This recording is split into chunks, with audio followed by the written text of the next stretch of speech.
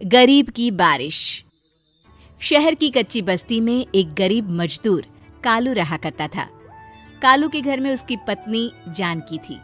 जानकी लोगों के घरों में झाड़ू पोछा करके कुछ पैसे कमा लेती थी और वहीं कालू किसी तरह मेहनत मजदूरी करके 2 वक्त की रोटी का जुगाड़ कर लेता था। कुछ दिनों से हो रही बारिश के कारण कालू की मजदूरी बंद हो गई थी। अरे जानकी, इस बार तो बरसात ने हद ही कर दी, रुकने का नाम ही नहीं ले रही। कुछ समझ में नहीं आ रहा, अगर इसी तरह काम पर नहीं गया तो 2 वक्त की रोटी का जुगाड़ कैसे होगा। अरे तुम चिंता क्यों करते हो, बारिश का क्या है, 1 आध दिन में रुक जाएगी और उसके बाद में फिर से काम शुरू हो जाएगा। अरे 3 दिन तो हो गए, बरसात तो रुक ही नहीं रही है और आगे भी रुकने के कोई आसार नहीं दिख रहे। तो क्या हुआ, तुम्हारा काम बंद हुआ है ना। मैं तो अभी भी लोगों के घर झाड़ू पोछा करने जाती ही हूँ। मेरे पगार से कुछ दिन तो निकल ही जाएंगे। अरे घर का खर्चा तो हम किसी तरह चला लेंगे जानकी, लेकिन ये जो छत टपक रही है इसका क्या करेंगे। ये बात तो आपकी सही है। हमारी झोपड़ी अब काफी पुरानी हो चुकी है और इसके छप्पर में भी कई सारे छेद हो गए हैं। रात भर पानी टपकता रहता है। अरे मैं भी इसी बात से बहुत परेशान रहता हूँ। कहीं किसी दिन ज्यादा बारिश आ गई तो हमारी झोपड़ी टूट कर बिखर ना जाए। राम राम राम, ऐसी अशुभ बातें क्यों करते हो। अरे ऐसा कुछ नहीं होने वाला। ये झोपड़ी ही तो हमारा सब कुछ है। अगर यही नहीं रही तो हम जाएंगे कहाँ। ठीक है जानकी, जब तुम्हारी पगार मिल जाएगी तो कुछ पैसे बचाकर झोपड़ी के छप्पर की मरम्मत करवा लेंगे। शायद हमारी परेशानी कुछ कम हो जाए। ठीक है जी, अब ना ज्यादा परेशान मत हो। ये लो खाना खा लो और सो जाओ, सुबह मुझे भी जल्दी काम पर जाना है। जानकी और कालू अपनी झोपड़ी में सो गए। रात को अचानक से बहुत तेज बारिश शुरू हो गई। धीरे धीरे बारिश का पानी कालू की बस्ती में भरने लगा। पानी भरते भरते झोपड़ी के बाहर तक पहुंच गया था। सुबह के वक्त जब कालू और जानकी सोकर उठे, हे भगवान, ये क्या हो गया। बारिश का पानी तो हमारे घरों तक पहुंच चुका है। अब मैं काम पर कैसे जाऊंगी। रहने दो जानकी, तुम आज काम पर मत जाओ। ऐसे पानी से निकल कर जाओगी और बीमार पड़ गई तो लेने के देने पड़ जाएंगे। लेकिन अगर नहीं गई तो मालकिन लोग नाराज हो जाएंगे। आप जानते हैं ना, बड़ी मुश्किल से 1 दिन की छुट्टी भी नहीं देती है। अरे लेकिन जानकी, झोपड़ी के बाहर तो पूरी बस्ती में पानी भरा है, तुम जाओगी कैसे। जानकी जैसे तैसे करके काम पर चली जाती है, लेकिन अगले दिन फिर से बहुत ज्यादा बारिश होती है और बस्ती में ज्यादा पानी भर जाता है। आज तो मैं तुम्हें किसी भी तरह काम पर नहीं जाने दूंगा। अरे अगर तुम्हें कुछ हो गया तो क्या होगा। ठीक है, तुम ठीक ही कहते हो, आज नहीं जाती। अगर मालकिन नाराज हो गई तो मना लूंगी किसी तरह। अरे मनाने वाली क्या बात है, जब तुम बताओगी कि हमारी झोपड़ी में पानी भर गया है तो वो खुद ही समझ जाएंगे ना। अगले 2 दिन तक तेज बारिश होने की वजह से जानकी, कालू और आसपास की बस्ती में रहने वाले सभी लोगों के घरों में पानी भर जाता है, जिसकी वजह से जानकी काम पर नहीं जा पाती। और 3 दिन के बाद जैसे ही जानकी काम पर पहुंचती है, कहाँ थी तुम? पिछले 3 दिनों से काम पर क्यों नहीं आई? मेम साहब क्या बताऊं, इतनी ज्यादा बारिश हो रही थी, हमारी पूरी बस्ती में पानी भर गया है और उससे भी ज्यादा तो मेरी झोपड़ी के अंदर पानी भर गया। आप ही बताइए कैसे आती मैं। इसका मतलब ये हुआ कि बारिश होगी तो तुम काम पर नहीं आओगी। ना ना, मेरे कहने का ये मतलब नहीं था मेम साहब। तुम जानती भी हो 3 दिन से कितनी परेशानी हो रही है मुझे। सारा काम मुझे खुद करना पड़ा।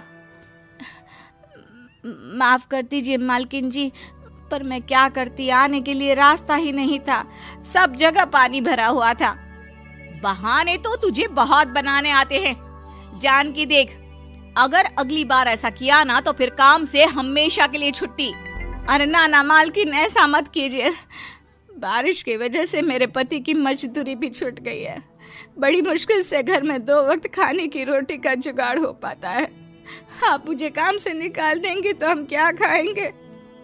अगर इतनी ही चिंता है तो फिर रोजाना काम पर आया करो। चलो अब जल्दी से जाकर घर का सारा काम करो। बारिश रुकने का नाम ही नहीं ले रही थी। पूरे शहर में बाढ़ जैसे हालात बन गए थे, लेकिन नौकरी जाने के डर से जानकी किसी तरह रोज काम पर जाती थी। एक दिन जब जानकी काम करके अपने घर लौट आई तो अचानक उसकी बस्ती में कुछ लोगों का शोर सुनाई दिया। अरे लगता है बाहर कुछ हुआ है, मैं जाकर देखता हूँ। हाँ हाँ, पता तो कीजिए, ये बस्ती में लोग इतना शोर क्यों कर रहे हैं? बाहर जाकर कालू ने एक आदमी से पूछा। अरे क्या हुआ भाई, इतना शोर क्यों मचा रहा है? अरे क्या बताए भैया, अपनी बस्ती के बाहर एक पुल टूट गया है और वहाँ पर एक कार फंसी है। थोड़ी देर में अगर किसी ने नहीं बचाया ना तो वो कार पानी में बह जाएगी। ये क्या कह रहे हो भैया, कार के अंदर कोई है क्या? हाँ, कोई औरत बैठी है, अकेली है, बहुत रो रही है बेचारी, मदद के लिए बुला रही है। अरे तो हमें जाकर उनकी मदद करनी चाहिए ना। अरे लेकिन इसमें बहुत खतरा है, हमें अपने आप को बचाना चाहिए। पानी कभी भी हमारी बस्ती की तरफ आ सकता है। अरे तुम्हें नहीं चलना तो मत चलो, लेकिन मैं तो जाकर उस औरत की मदद जरूर करूंगा। कालू उस जगह पर पहुंचता है जहां वो औरत कार में फंसी हुई थी। वहां पर पानी का बहाव बहुत तेज था और सारा पानी कालू की बस्ती की तरफ ही आ रहा था। कालू ने एक बड़ी सी रस्सी को पेड़ से बांध दिया और दूसरे सिरे को कार की तरफ फेंक दिया और उस औरत को रस्सी के सहारे बाहर आने के लिए कहा। तभी वहां जानकी भी दौड़ती हुई आई। अरे ये तो मेरी मालकिन है, जिनके यहाँ मैं काम करने जाती हूँ। अरे मैडम जी, आप डरिएगा मत, आपको कुछ नहीं होगा। आपकी गाड़ी को भी मैंने रस्सी से बांध दिया है। थोड़ी देर में पानी का बहाव कम हो जाएगा, फिर हम आपकी कार को भी बाहर निकाल लेंगे। क्या तुम जानकी के पति हो?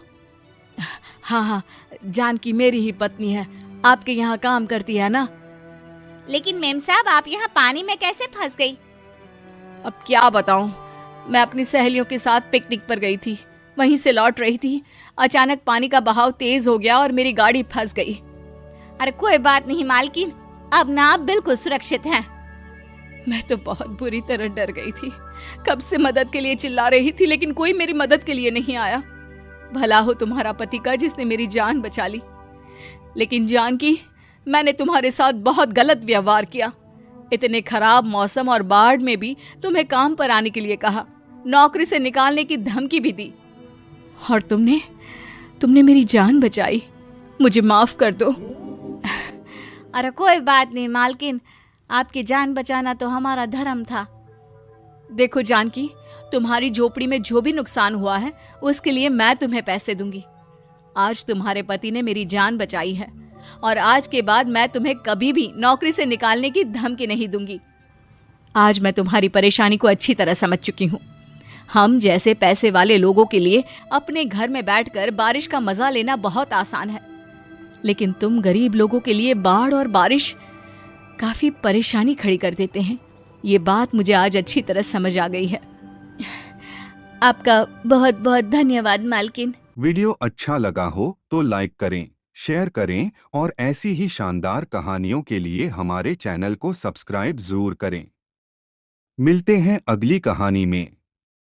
धन्यवाद।